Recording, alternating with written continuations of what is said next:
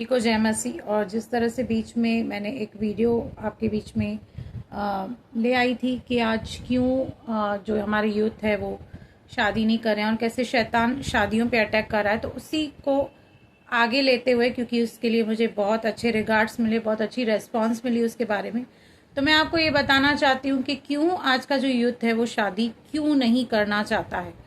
और ये situationship exactly क्या है। सिचुएशनशिप एक ऐसा रिश्ता है जहाँ पे आपकी कोई इमोशनल कनेक्शन नहीं है पार्टनर के साथ, ना तो कोई कमिटमेंट है, ना तो उस रिलेशन में कुछ सिक्योरिटी है। बस आपको फ्लो के साथ चलना है कि मतलब जब तक आपको अच्छा लग रहा है आप किसी के साथ रह सकते हो, उसके साथ आप फिजिकल हो सकते हो, उससे आप यूज कर सकते हो, और जब आपका मन भर जाए तो आप उसे थ्रो कर सकते हो। तो ये शैतान का आज सबसे बड़ा अटैक जो शादी के ऊपर है, क्योंकि पहली पहली शादी जो करवाई वो परमेश्वर ने करवाई है आदम की।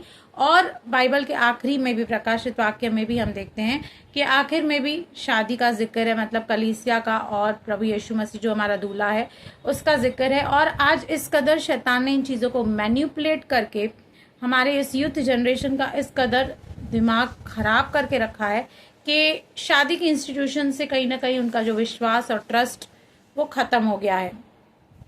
पर हम अब क्या कर सकते हैं? अगर हमारे घर में ऐसे बच्चे हैं या हम ऐसे लोगों से डील करते हैं जिनकी थिंकिंग और मेंटालिटी ऐसे है, तो हम क्या कर सकते हैं?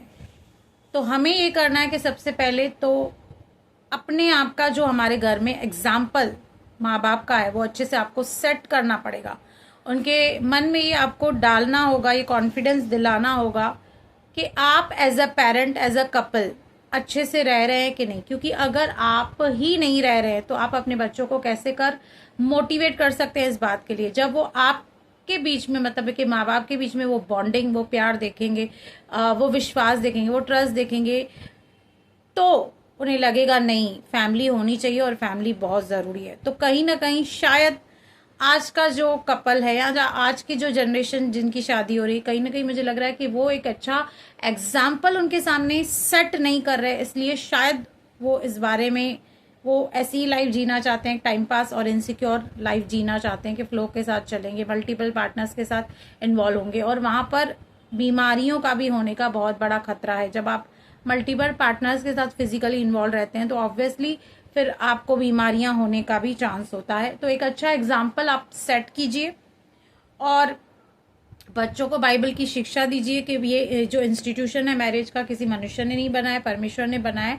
और परमेश्वर इसको बहुत रेस्पेक्ट करता है, क्योंकि बाइबल में लिखा है कि विवाह सब में आदर की बात मानी जाए। और परमेश्वर चाहता है कि फैमिलीज हो और पॉपुलेशन बढ़े, और फैमिली को ही परमेश्वर हमेशा ब्लेसिंग देता है, हमेशा पति पत्नी को ही ब्लेसिंग देता है। तो आप एक अच्छा एग्जाम्पल सेट करें उनके लिए। आप एक बुरा एग्जाम्पल, एक बुरा अनुभव उनको नहीं देके उनका वो जो इंटरेस्ट है वो उस चीज से बिल्कुल खत्म हो जाए। और दूसरा, जब तक घर को परमेश्वर न बनाए उसके बनाने वाले का परिश्रम व्यर्थ है। अगर क्राइस्ट यानी कि जीसस आपकी मैरिज के सेंटर में नहीं है तो आपकी मैरिज बहुत ज्यादा खतरे में है। तो उसे अपने सेंटर में रखिए, अपने घर पे प्रेयर कीजिए, बाइबल पढ़िए, ऐसा माहौल बना के रखिए कि आपके बच्चे आपको देखकर इंस्पायर हों और उनके अंदर भी ये विश्वास जगे कि नहीं, शादी अच्छी भी हो सकती है, रिलेशनशिप अच्छे भी हो सकते हैं। तो इस कदर हम उनके लिए एक एग्जाम्पल सेट करें और उनकी थिंकिंग को हम चेंज करें। God bless you.